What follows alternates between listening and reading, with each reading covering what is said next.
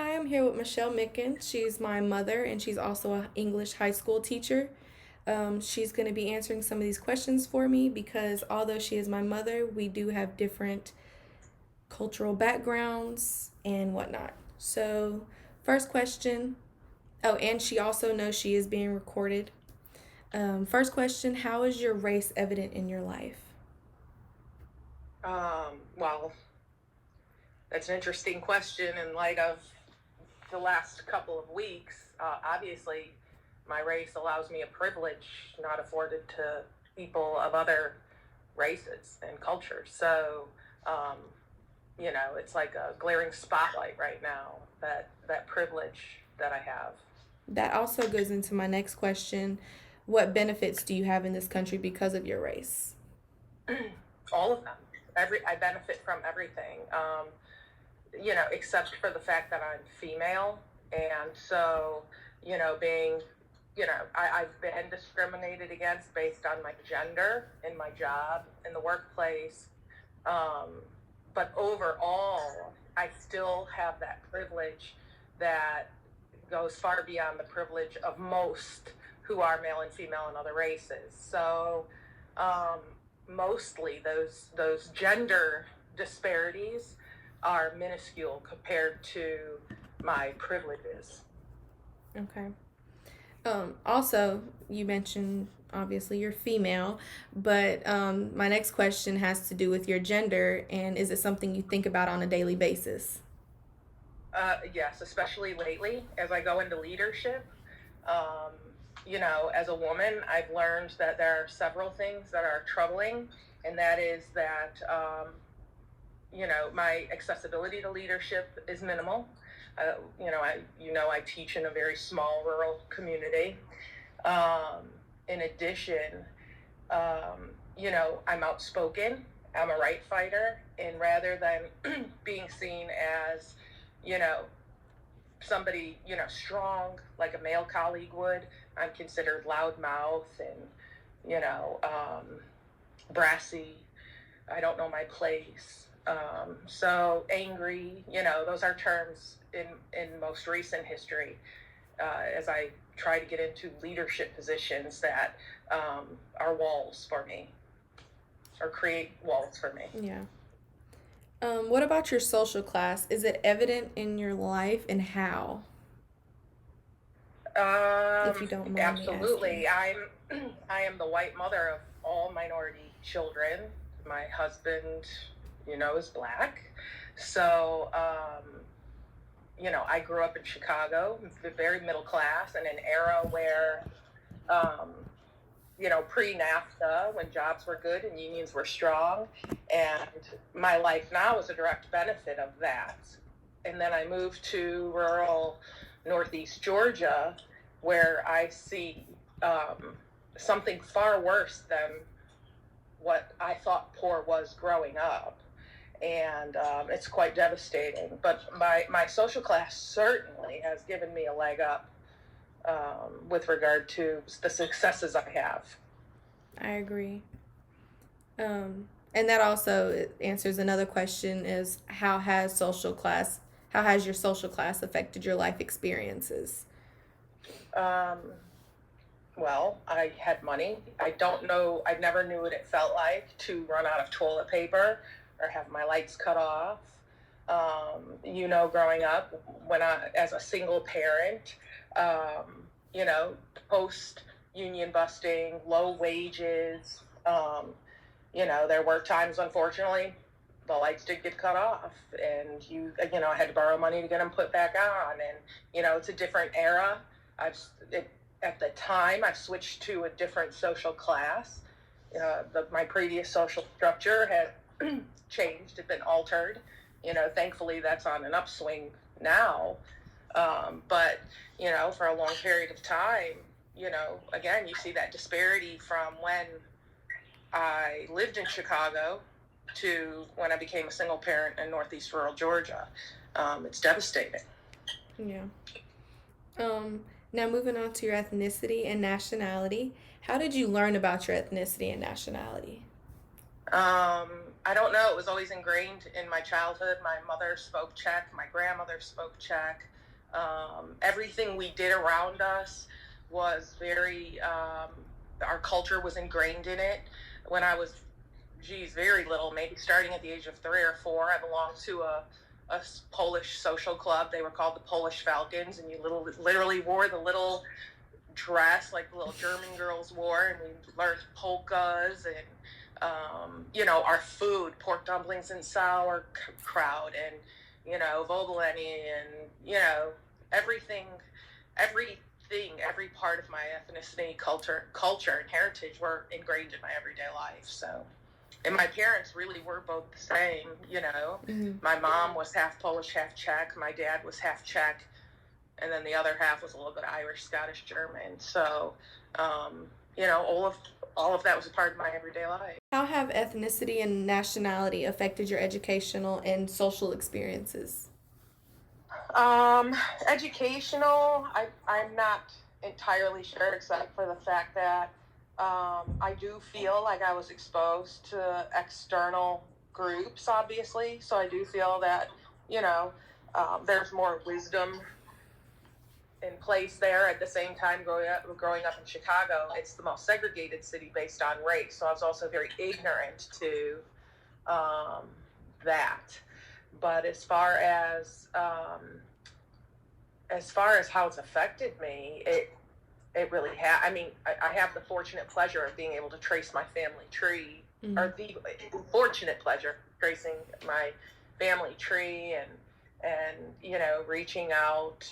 My grandfather was one of 13, and I do feel I have that history.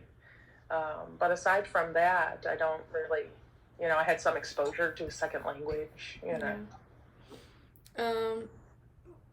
I want to ask like a couple questions about religion and spirituality, if you don't mind. Oh, how fun. How has or how is religion or spirituality evident in your life? I'm just gonna say outright, it's spirituality. I grew up in a very strict Roman Catholic family. I was even gonna be a nun, and the older I got and the more college educated I became, and I took world religion courses, and I met friends who were other religions.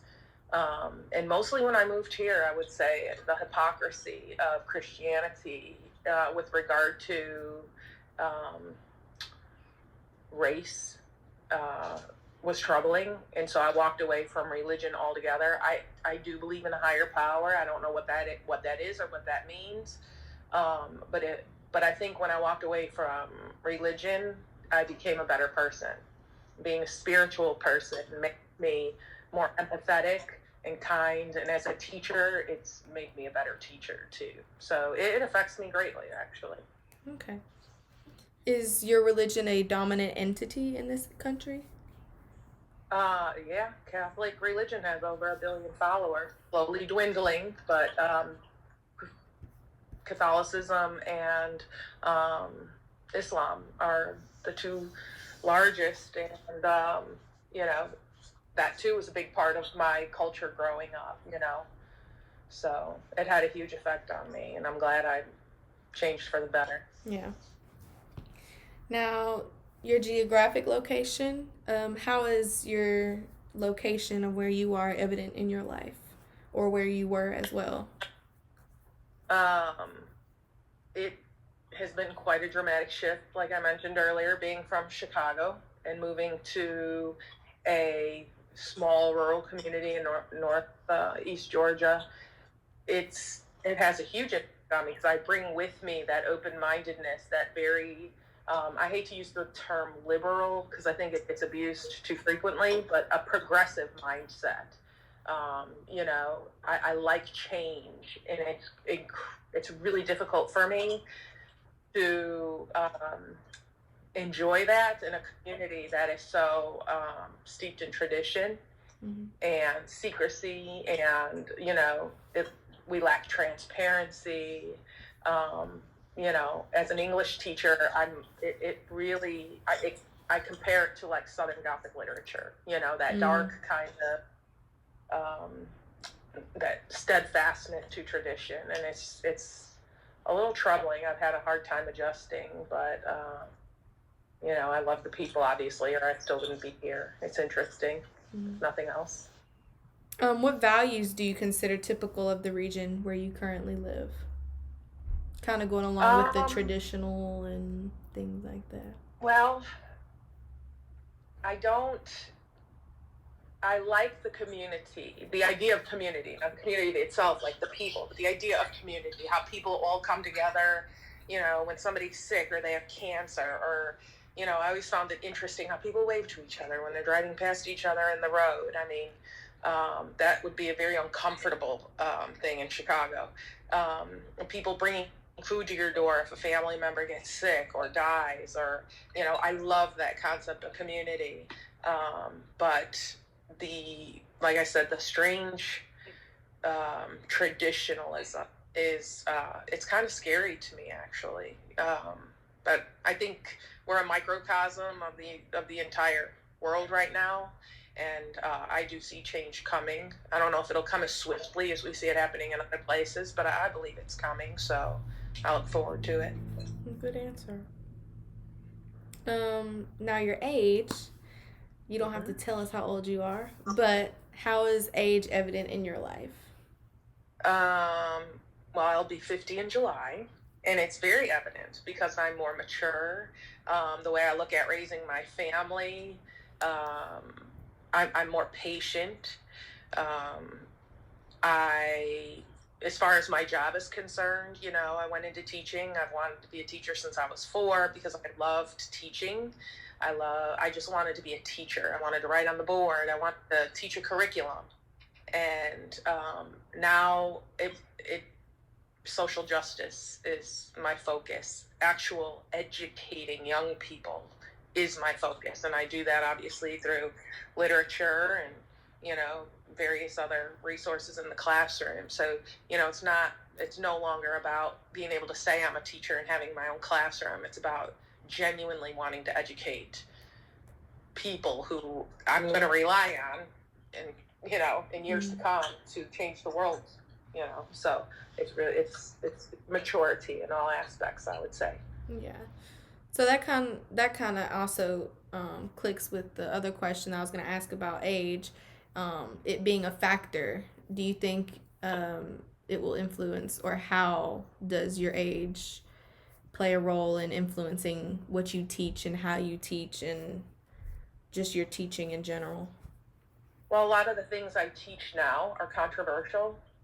My focus in action research is culturally responsive teaching, and that is a very sore subject in my system. We don't even address, any of our diverse populations in our strategic learning plan. So it's like absent of any kind of, here, we need to do this. We need to focus on our diverse groups. And that's not just your African American students. That's your, English language learners and your students with disabilities. So, years ago, I might have just been more secretive about it. And I've become very blatant, and nobody bothers me. I'm in my 17th year here. And I think at this point, they're intimidated by me, rather than it being the other way around. Because I know I'm on the right side of things. Yeah. I'm doing the right thing, And it shows with your test scores and all that you are doing a great job. Student engagement. Well, thank you. You're welcome. Now, language. You are an English teacher, and you are you love language. How has language affected your life experiences? Well, it affects it a lot, especially when you think in terms of literally like linguistics. I am articulate. I do know, which word to use. My dream is to, when I retire, become a lawyer. So I have very good speaking skills, even though it may not sound like it in this interview right now, because I'm thinking off the cuff. But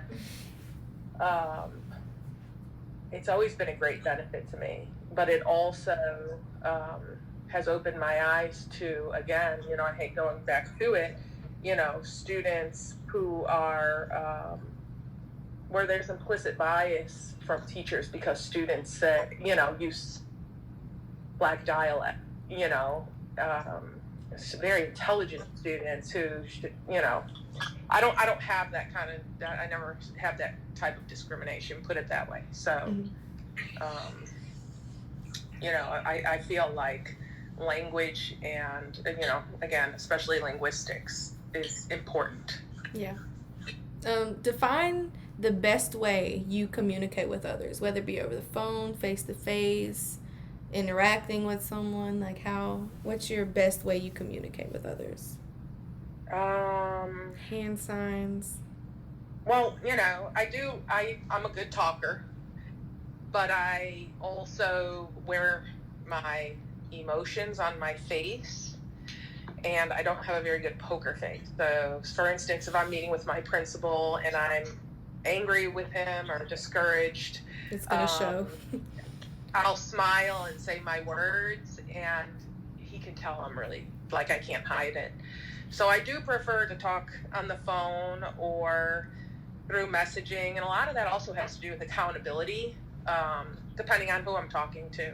But I think, when I'm with you kids and I'm talking to you guys, I prefer in person. I think it's more, I think it's just, I feel like the makes us different, closer. yeah, I think with family you can be more, you should be able to speak in person to family.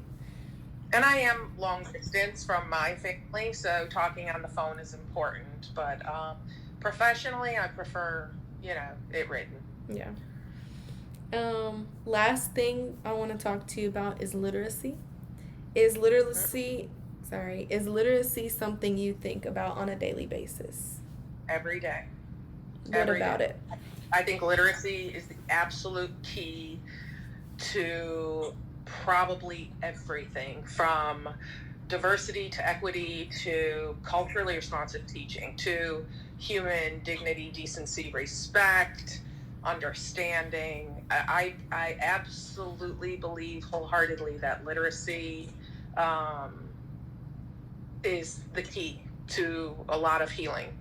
Yeah. And literacy itself is multifaceted. A lot of people see literacy and they think how fluent you can read out of a book, and there's so much more depth to it than that. Yeah. And when you look at all of that and all levels of that, you see it. Every single piece of it attaches itself to a better place, a better world, better planet, better schools. Yeah. Last question I would love to ask you about literacy. How have your literacies affected your life experiences? Well, that's easy. As an English teacher, like most English teachers, I've always loved to read. And so I've learned about other people and other things through reading. And that's not just like fiction and, things like that. It's also nonfiction. And histories and biographies. And I think that